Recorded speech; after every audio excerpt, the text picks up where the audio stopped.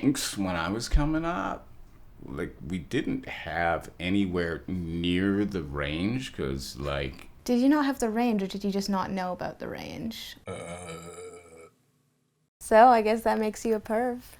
You're the gay one. Yeah, and you're the one who does porn, and you had interracial sex, which makes you a double perv. Yeah, well, you being the result of that sex makes you a fucking triple perv. If anything, I am but a victim of your perversion, perv. Which brings us to another question. Are all kinks perversion? And just what is a perversion? And what is a kink? It gets really hard to tell with so many people shouting perversion. And later getting revealed to be kinky as shit. But regardless of your stance on kinks, some of the things people get off on are really hysterical. This is our episode on kinks. Past, present, and future. Elbow to the face! When I was coming up, like, the culture had so little knowledge of, like, how varied, you know, people's sexual experience or sexual wants were, right? Because people were it's like, that is perversion, I don't want to know about it, it's wrong. Miscegenation, gay, BDS, whatever, it was all perversion and no one wanted to know about it. Yeah, only missionary sex, heterosexual with the lights turned off. Oh, absolutely. That was it. Foreplay is illegal. Oh man, that was like for like twisted dudes. Up until that point, it's like, okay, you have a whole, I'm gonna stick this hard thing in and bang it really fucking hard, eh? But that's, you know, heteronormative. I don't know, kinks, yeah. It's a very different scene now. Things that you are exposed to, whether you like it or not, depending on the social media circles you're on and whatever forums you're on, you see a lot of strange things, which is not that great for a child, but it's great to terrorize your parents with when you want someone else to suffer. So, I'm going to take you through some of the bullshit that I've seen. Vor. It is essentially the idea of, you are a guy here, and it's like the fetish of seeing someone, either eating someone, swallowing them whole, or being swallowed whole. Sometimes it's like someone your size and you see them and you're just like, I'm gonna eat this person. And they're like, oh no, I'm gonna get eaten. And then they're eaten. So again, leading to the kind of idea that people's imaginations are about doing impossible shit. Yeah, most of these things are gonna be pretty much impossible in real life. Just, you know, because you can't actually swallow someone whole. This is a sexual fetish. Okay.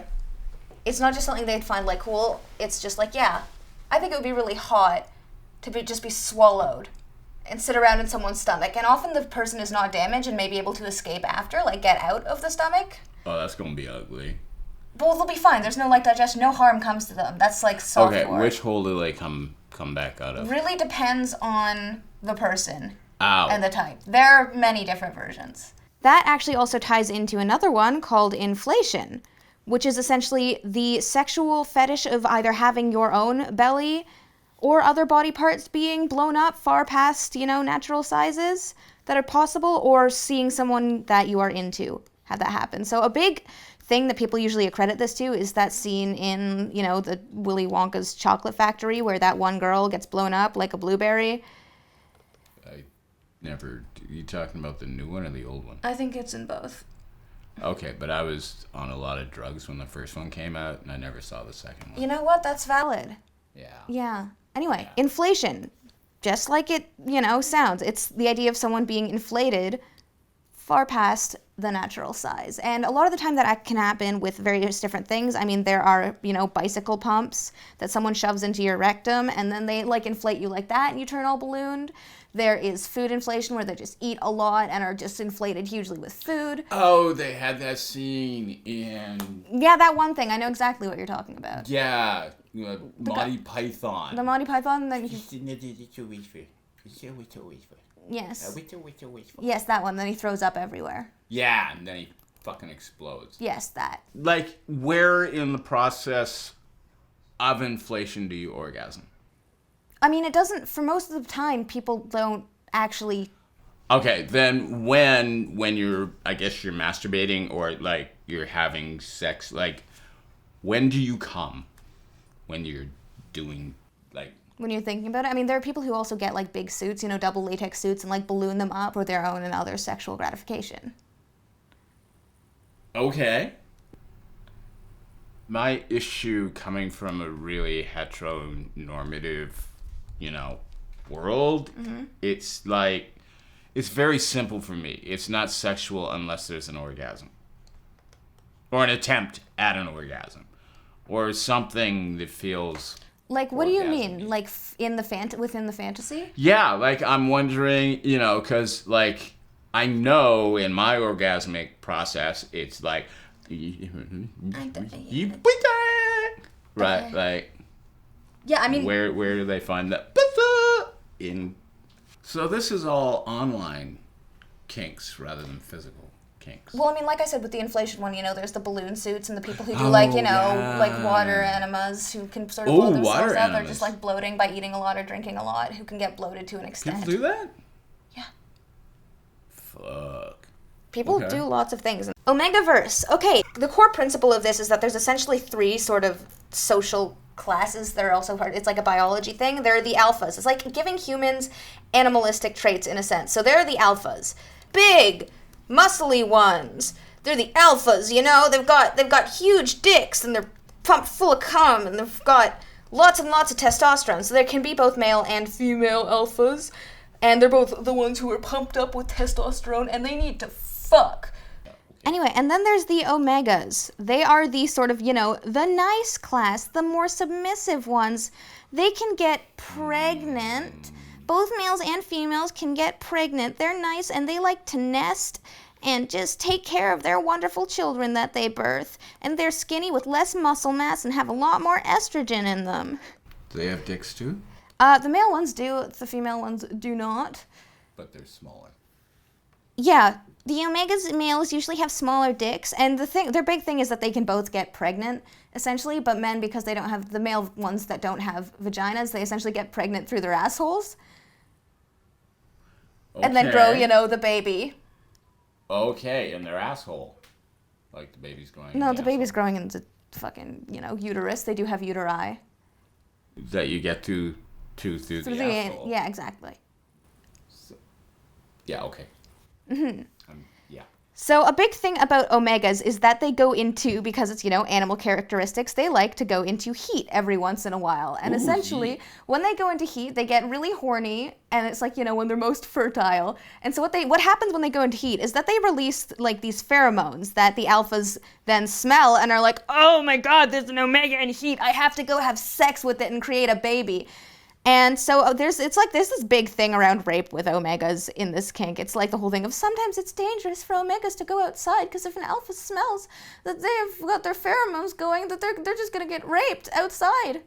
Also, another thing about the male alphas is the way that their dicks work. In a lot of versions of this, you know, universe, is that they have essentially a knot, which is when they start fucking an omega, they're like, you know, the end of their dick grows, so they essentially lock themselves into an omega. Okay. Wow. To Okay. better be able to, you know, reproduce, to, you know. I'm really okay with moving on. Oh, but there's the last part. There's the betas. Oh. The betas, who are essentially just normal people. Oh, betas. Yeah, they just chill. They're the normal guys of the group. They're like, hey guys, oh, you're in heat, okay. So they can reproduce with alphas, but they cannot reproduce with omegas, and they can reproduce with each other. Other than that, they're just normal fucking people that are kind of stuck here.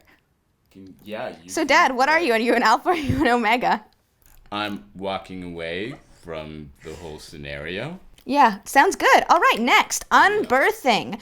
It's where someone, much like both inflation and war, they're like, you know, they see the world, they get bored, and they're like, you know, I've decided that this isn't for me, so I'm gonna go back in. And they go essentially get swallowed up by a vagina and hang out in the womb for a while, because they're like, you know what would be really sexy if I just went back. And they're like a full-grown person and essentially get swallowed by a vagina and hang out in the womb. And some people get like weighted blankets and shit to pretend, you know, that they're in the womb. Yeah, to replicate the experience. What? I'm sorry. I want to go back. I want to go home. I want to be in here like this. Like, you know. And a lot of of the time they can come out of the vagina later. They just want to Well, go I back hope in for so. a while. Oh, so it's like a sense deprivation tank with, like... Being in a vagina and hanging out and be like, yeah, this is really hot. I'm in there. Wow. Oh, anthropomorphic vehicles. This is a really fun and simple one. It's essentially people who are like, hey, what if we gave a plane or a train tits and then we fucked it? Or what if planes could get pregnant and then we fucked them? It's like taking a plane and they're like, okay, but what if it was an anime girl? So, yeah. Here is the plane. Ooh, it's got big titties, and here's the plane tail, and here's the big plane arms, but it's also got huge tits.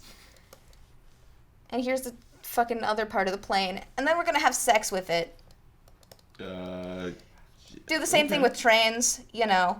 People who want to fuck vehicles, but don't want to actually fuck vehicles, they just want to fuck, like, vehicles with big titties and somewhat humanoid bodies. Okay, I remember working with this pianist in Vancouver who brought my then girlfriend and me over to his place, and he showed us this gay porn. And it was guys fucking the exhaust pipes of motorcycles. Yeah, you know, I knew exactly what you were going to start saying. Yeah, what's the next one? Cake sitting. Here is your favorite kink. That is my favorite kink. I love cake sitting. I might even eventually get off on cake sitting. Congratulations, and see, where would you come in that? That sort of defies all of your ideas of sexuality. Cake sitting is essentially when you get naked and you see a really nice fancy cake and you're like, I'm going to put my genitals on that. So you essentially sit on the cake and you're like, wow. Do you wiggle?